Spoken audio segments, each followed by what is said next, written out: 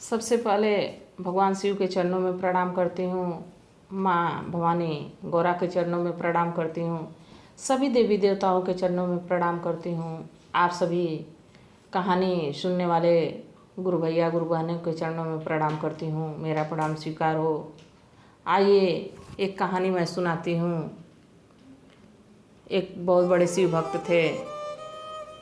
गुरु बहना और गुरु भैया दोनों लोग शिव भक्त थे। और वो लोग जब से उन लोग की शादी हुई दोनों लोग साथ में शिव चर्चा भजन करते थे। वही उन लोग का काम ही था, भगवान का नाम लेना। जैसे हम लोग के गांव में शिव चर्चा मंदिर पे होता है तो हम लोग भी जाते हैं। हमारे यहाँ संडे को होता है, हम भी जाते हैं। तो देखिए वो दोनों पति पत्नी जो हैं शिव चर्चा भजन करते थे। गुरु बहिना जो थी वो जब भी दया मांगती, नमः शिवाय का जाप करती तो भगवान शिव से यही कहती, हे शिव गुरु मुझे एक पुत्र हो जाए। बाकी देखिए भगवान शिव की महिमा, कौन जाने कब क्या होगा। गुरु बहिना को कुछ दिन समय बीता, इसके बाद एक पुत्री पैदा हुई। गुरु बहिना तो उदास हुई थोड़ी सी। बाकी गुरु भैया जो हैं वो कहे कि अरे भाग्यवान, हमारे घर लक्ष्मी आई है। बड़ा खुश हुए। तो गुरु बहिना भी खुश हो गई कि चलो पहली लड़की हो गई तो क्या हुआ, फिर शिव गुरु तो लड़का देंगे। इसके बाद दोनों पति पत्नी अपना शिव चर्चा भजन करते। बाकी गुरु बहिना जब भी नमः शिवाय का जाप करती या जब भी चर्चा करती, दया मांगती तो यही बात कहती, हे शिव गुरु मुझे एक पुत्र हो जाए। उनकी यही लालसा थी कि हमारे एक पुत्र पैदा हो। और ऐसा करते करते कुछ समय बीता, 2-4 साल बीता, तब तक उनको फिर एक पुत्री हो गई। गुरु बहिना बड़ी उदास हुई। पर गुरु भैया जो थे वो कहे, धैर्य रखो, जो ऊपर वाले लिखे होंगे वो तो होगा ही। पर गुरु बहिना बड़ी उदास रहती थी। जब भी भगवान शिव की आराधना करती, पूजा करती, दया मांगती, नमः शिवाय का जाप करती तो फिर यही बोलती कि हे भगवान, हे शिव गुरु, हे माँ भवानी मुझे एक पुत्र हो जाए। ऐसे करते करते 2 बेटियां तो हुई ही थीं। 3-4 साल बीता, फिर उनको एक पुत्री हुई। गुरु बहिना बड़ी परेशान हो गई और रोती गाती रहती थीं। शिव से उनका विश्वास ही उठने लगा और धीरे धीरे पूजा पाठ वो छोड़ दी। पर गुरु भैया जो थे वो विश्वास बनाए हुए थे अपना। वो ऐसे ही शिव चर्चा भजन करते थे और लड़कियों का बड़ा ध्यान रखते थे। उनको अपनी लड़कियों से बड़ा प्रेम था। लड़कियों को धीरे धीरे बड़ी हो चली थी, उन लोग को पढ़ाने लिखाने की जिम्मेदारी अच्छे से निभाते थे और शिव चर्चा करते थे। जो 2-4 पैसा उनको मिल जाता था, अगर जो उसमें चढ़ावा, तो भूखे दुखे को अपना देखते देते, भोजन पानी कराते, उन लोग का साधु संतों की मदद करते। यही उनका काम था। इसी तरह कुछ समय बीता। जैसे कुछ समय बीता तो गुरु बहिना ऐसे दरवाजे पे बैठी हुई थी। कुछ गुरु बहिना जा रही थी शिव चर्चा में। तो कहीं कि गुरु बहिना आप क्यों बैठी हैं, बड़े उदास हैं, आप तो पूजा पाठ छोड़ दी, कभी शिव चर्चा में आती भी नहीं हैं। तो गुरु बहिना कहीं कि हाँ मेरा भी मन तो उदास रहता है। तो कहीं कि उदासी रख के और यहाँ बैठने से क्या फ़ायदा, चलिए भगवान के दरबार में चला जाए, वहीं शिव चर्चा भजन होगी, आप भी सुनिएगा। तो देखिए जो शिव चर्चा में जाता रहता है, अगर जो कान में एक आवाज़ भी आ जाए तो उसको बेचैनी सी हो जाती है कि कब भगवान के यहाँ पहुँच जाएं। तो गुरु बहिना कहीं ठीक है मैं भी चलती ही हूँ, वो भी उन लोग के साथ गई। और तब से फिर अपना आती जाती वहाँ। जब भी कहीं भजन कीर्तन होती, अपने पति के साथ भी धीरे धीरे जाना आना शुरू कर दी। तीनों बिटियाँ धीरे धीरे बड़ी होने लगीं। और उधर माँ गौरा जो हैं भगवान शिव से कहती हैं कि आपकी शिष्या इतनी परेशान है कि उसको एक पुत्र नहीं हुआ, पुत्रियां हैं। तो भगवान शिव कहे कि जो लिखा था उतना तो होगा ही, और मैं अब उसको देने की सोचता हूँ तो अब हम मांगती ही नहीं है।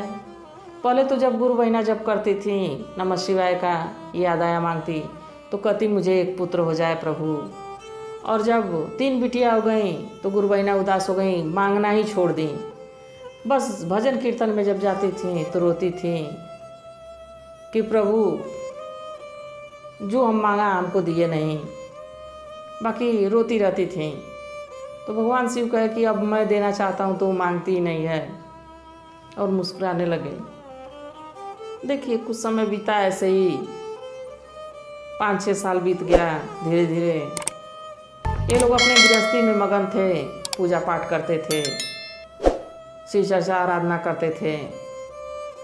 5-6 साल का समय जैसे बीता, गुरु बहना को एक सुंदर सा पुत्र पैदा हुआ। पुत्र पैदा हुआ तो दोनों गुरु भैया गुरु बहना बड़े खुश हुए, और वो लोग इतना खुश हुए कि सभी साधु संतों को बुला के भोजन करवाए, शिव चर्चा करवाए, जागरण करवाए। बड़े खुश थे लोग।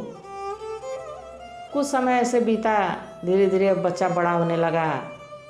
और बच्चा बहुत सुंदर था। बच्चा जब बड़ा होने लगा, जब 5 साल का हुआ तो गुरु भैया कहे कि ऐसा है कि इसको कहीं स्कूल में दाखिला करवा देते हैं, पढ़ेगा लिखेगा।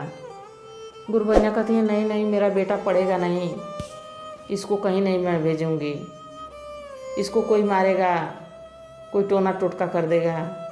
गुरु बहना बहुत डरती थी, अपने बेटे से बहुत प्रेम करती थी। गुरु भैया कहे कि अगर जो बताइए, ये अगर जो पढ़ेगा लिखेगा नहीं, कुछ सीखेगा जानेगा नहीं, तो हम लोग कोई बुढ़ापे में कौन सहारा रहेगा। होशियार चालाक नहीं होगा तो इसको कोई भी बुद्धू बना देगा। गुरु बहना को बहुत समझाया तो गुरु बहना कहे कि ठीक है, स्कूल तो जाएगा पर मैं भी इसके साथ जाऊंगी। तो कहे ठीक है आप भी जाइएगा। तो जैसे अपने बेटे को लेके जाती थी स्कूल में छोड़ती, वो अपना पढ़ाई करता ही स्कूल के बाहर बैठी रहती, फिर जब वो स्कूल से निकलता घर लेके आती। यही उनका काम था। धीरे धीरे धीरे धीरे बच्चा बड़ा हुआ, हाई स्कूल इंटर जब कर लिया तो गुरु भैया कहे कि अब तो इसकी शादी कर देनी चाहिए। तो गुरु बहना कहे नहीं नहीं, शादी नहीं होगी, शादी हो जाएगी तो पत्नी के मुंह में हो जाएगा, हमको तो भूल ही जाएगा। देखिए माँ का जो है कि मन का पाप या मन का उसको लगाव कहिए, जो भी उनके समझ में आया, गुरु बहना बोली कि नहीं नहीं शादी नहीं होगी, पत्नी मुंह में पड़ जाएगा।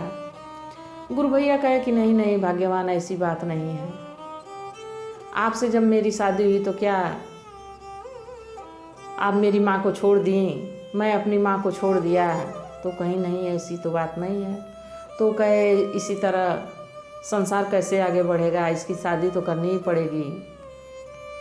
समझाए इसके बाद वो लड़की उड़की देखे लो, बेटे की शादी हो गई, बहू घर आ गई। उन लोग को तो सारी खुशी मिल गई, बेटा बेटी सब कुछ भगवान दिए, धन दौलत दिए ही थे, सब सुख मिल गया। अब वो लोग बड़े मगन में अपना भगवान की आराधना पूजा करते रहते थे। देखिए कुछ समय बीता, अगर जो ज़्यादा सुख आ जाता है तो दुख तो आना जाहिर सी बात है, तो सुख दुख दोनों साथ में चलते हैं। एक दिन क्या हुआ कि गुरु भैया का स्वर्गवास हो गया, गुरु बहना अकेली हो गई। गुरु भैया का जब स्वर्गवास हो गया, गुरु बहना जब अकेली हो गई तो रोती गाती रहती थी हमेशा, बेटे बहू समझाते। बाकी देखिए जिससे लगाव रहता है उसके लिए तो इंसान जो है कि छटपटाता ही है। गुरु बहना रोती गाती रहती थी। बाकी कुछ ही समय बीता, 2-3 साल का समय बीता तो बहू को एक पुत्र हुआ। गुरु बहना का एक नाती हो गया। अब वो अपने नाती में खो गई, बड़ा खुश रहती थी, नाती को खिलाती थी, नाती को लेके अपना घूमती टहलती थी।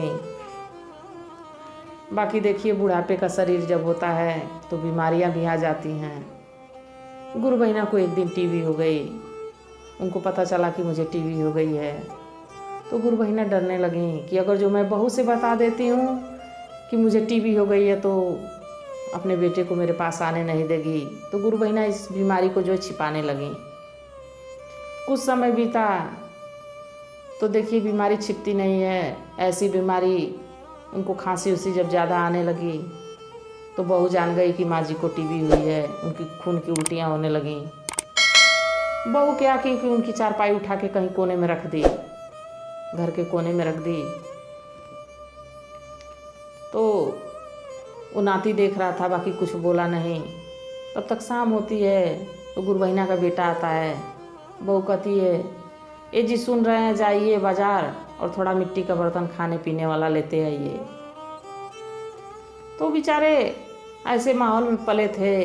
पूजा पाठ जिस घर में होती हो, शिव चर्चा आराधना हमेशा होती रहती थी।